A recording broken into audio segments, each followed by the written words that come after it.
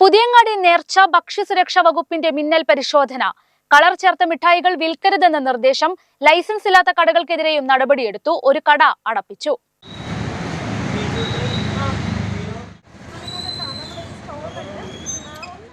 വെട്ടത്ത് പുതിയങ്ങാടി നേർച്ചയോടനുബന്ധിച്ച് തിങ്കളാഴ്ച രാവിലെയോടെ ഭക്ഷ്യസുരക്ഷാ വകുപ്പിന്റെ നേതൃത്വത്തിലാണ് മിന്നൽ പരിശോധന നടത്തിയത്. നിരവധി കടകളിൽ പരിശോധന നടത്തിയതിൽ ശേഖരിച്ച കളർ മിഠായികളുടെ സാമ്പിളുകൾ പരിശോധനയ്ക്ക് അയച്ചു. പരിശോധന റിപ്പോർട്ട് വരുന്നതുവരെ കളർ മിഠായികൾ വിൽക്കരുതെന്ന് കർശന നിർദ്ദേശം നൽകിയിട്ടുണ്ട്.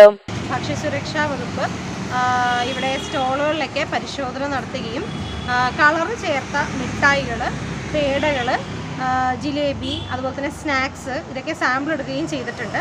അപ്പോൾ ഇതിൻ്റെ അടിസ്ഥാനത്തിൽ ഇന്ന് തന്നെ ലാബ് റിപ്പോർട്ടിൻ്റെ ലഭ്യമാക്കുന്ന മുറയ്ക്ക് കളർ ചേർത്തതായി പറഞ്ഞാൽ ബാൻ ചെയ്തിട്ടുള്ള കളർ ചേർത്തതായിട്ടുള്ള മിഠായികൾ ഇവിടുന്ന് മാറ്റുന്നതായിരിക്കും. അതിൻ്റെ നടപടികൾ സ്വീകരിക്കും. അതുപോലെ തന്നെ ഇവിടെ ഇപ്പോൾ ഒരു വായിന്ന് പുക പോകുന്ന രീതിക്ക് സ്മോക്ക് ബോൾസ് എന്ന് പറഞ്ഞൊരു സ്റ്റോള് കണ്ടു. ഈ സ്റ്റോള് നമ്മൾ ബാൻ ചെയ്തേക്കാണ്. കാരണം ലിക്വിഡ് നൈട്രജൻ ഉപയോഗിച്ചിട്ടാണ് ഇത് വേഫർ മിഠായികൾ അതിൽ ഡിപ്പ് ചെയ്താണ് കൊടുത്തിട്ടുള്ളത്.